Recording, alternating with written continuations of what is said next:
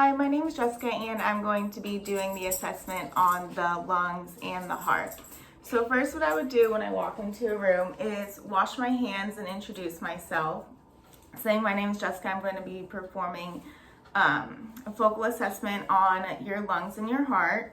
I would go ahead and ask for two patient identifiers. Can I get your name and date of birth, please? Jason, 3/20/96. Perfect. After hand hygiene, I will grab my gloves, which I need, and my stethoscope. So first what I'm going to be doing is I'm going to be inspecting his chest area. So what I'm going to be doing is I'm going to be looking for equal chest rise and fall from each breath. I'm going to be looking at the rate, the rhythm, the depth. I'm going to be assessing his the diameter of his chest from anterior, posterior, and laterally to see if there's any barrel chest or anything like that. I'm going to be looking at the symmetry of his chest with each rise and fall to make sure it's equal. I'm going to also be looking at his ribs to see if there's any use of accessory muscle use or anything like that. I'm going to be looking at the colors of his skin to make sure there's no cyanosis, also any retractions, and then I will count his respirations. Secondly, what I'm going to do is I will palpate his chest. And what I am looking for is tactile fremitus to make sure, or how I do this is say, put my hands on his chest and have him say the word 99. So can you say 99 for me, please? 99. 99. 99. 99. 99. 99. And what I'm doing is I'm feeling for vibrations as he speaks, checking to make sure that they are there. And then what I'm also going to do is palpate using 2 fingers on his chest to feel for any crepitus or indicating any subcutaneous emphysema or anything like that. After that, I'm going to percuss his chest in between the intercostal muscles. And what I want to be doing is listening for resonance. So how I would do this is I use 2 fingers starting above the clavicles and hit these fingers in each different intercostal spot. Sorry. So after I palpate, I am going to be auscultating his chest. And what I'm doing is I will be listening in 10 to 12 different spots all throughout his chest, having him breathe, inhale and then exhale at each different spot where I put the stethoscope on the chest. And what I'm doing is I'm listening for wheezes, rhonchi, any stridor, or rales. So I'm going to have you start above the clavicles, and you want to do this best on a bare chest. So I'm just going to do this for now. Can you inhale and exhale for me, please, each time I move the stethoscope?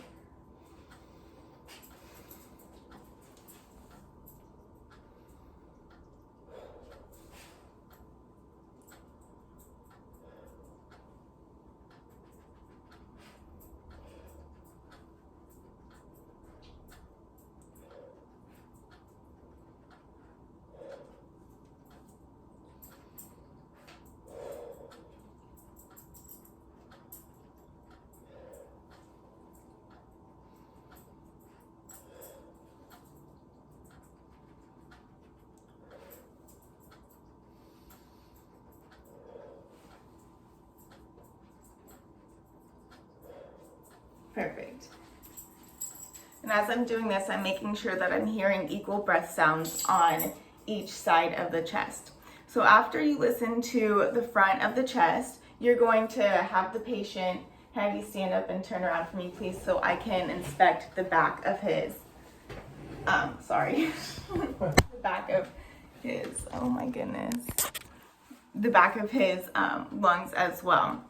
So first I'm going to do the same thing, is I am going to inspect the posterior again, looking for any color, symmetry in chest rise and fall, or the back rise and fall, I'm going to be also palpating for tactile fremitus as well. And so I'm going to be just doing the same thing by placing my hand on the patient and asking him to say the word 99. So you can say, 99.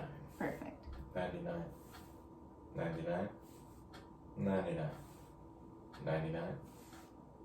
99. Perfect. Thank you. And I'm still feeling for those vibrations. So after I check for tactile fremitus, I am going to look at the expansion of the chest, and I can also look for tactile fremitus by placing my hands. Can I have you turn a little bit to the left for me, please? Placing my hands, turn a little bit more, thank you. Right underneath his rib cage, making sure my fingers are together, and then I'm going to ask him to take an inhale and exhale. Can you do that for me, please? Thank you. And then making sure the thumbs of my hand go in and then go out and then come back in. And then I'm going to percuss his back, avoiding the scapula.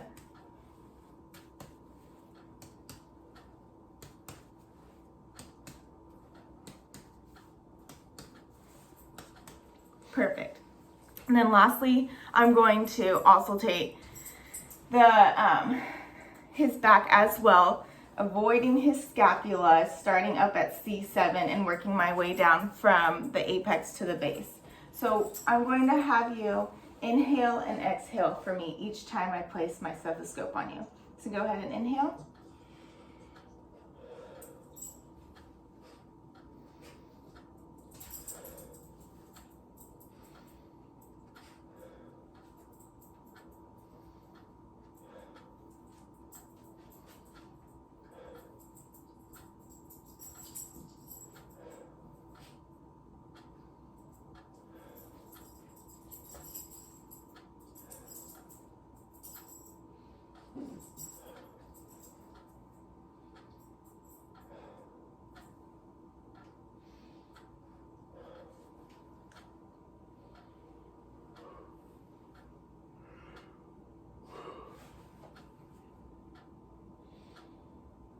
Perfect, thank you. And I will be looking for the similar lung sends as well, whether there's any stridor or wheezing or anything like that. And I will just be making a note, and if I need to, I can place the patient on oxygen if there's anything abnormal, or get a chest x-ray or something like that. I'm also going to be asking the patient whether or not he's had any shortness of breath, any cough, if there's any productive cough, any sputum, what color the sputum is, he's been sick lately, or anything like that that has to associate with his breathing. So after I inspect his lungs, I'm going to do a cardiovascular assessment. And first what I would do is I would inspect his chest as well, making note of any color or anything like that, looking at his skin signs to see if he's well hydrated, if his skin is moist, or if he's diaphoretic, if it's dry. I'm going to be looking to see if his skin is pale or flushed or pink, assessing that circulation. I'm going to assess his fingernails, thank you. Pressing down and then releasing, making sure that his cap refill time is 2 seconds or less. I'm also going to be assessing for any edema or anything like that in his hands or feet. And then I'm also going to be looking at his skin tuger and assessing that to see his dehydration status, just by pinching the skin on his forearm, and then you can also pinch the skin on his chest to make sure it falls right after you pinch it. After I assess his skin color, I'm going to palpate his pulses. So first I can palpate a carotid pulse right here, assessing for rate, rhythm, and depth, or rate, rhythm, and strength. So I can grade that from 0 to 3+. So this is about a 2+, which is normal. And then I'm also going to palpate his peripheral pulses, which this is the radial that I'm palpating right here. And I would assess this for 60 seconds, making sure that his pulse is equal on bilaterally. So I would check both pulses, making sure that they both are the same. I'm also going to be checking his skin condition, or can be checking his skin as well. And then I'm going to auscultate his pulses. So what I do is I can auscultate the apical pulse by going mid-clavicular, right underneath his chest, and having him, or assessing the pulse for 60 seconds. And I'll be listening for those S1 and S2 sounds, making sure there's no extra S3 or S4 sound or murmurs, or making note of it, listening for any ejection clicks or anything like that. And then while I'm assessing his apical pulse, I can also palpate his radial pulse to make sure that they are consistent for rate and rhythm.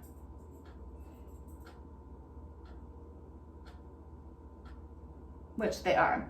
Then lastly, I'm going to auscultate his chest to listen for any murmurs. So I can start at the aortic,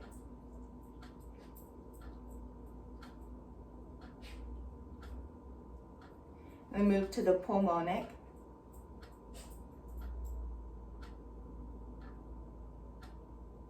passing over Erb's point to the tricuspid,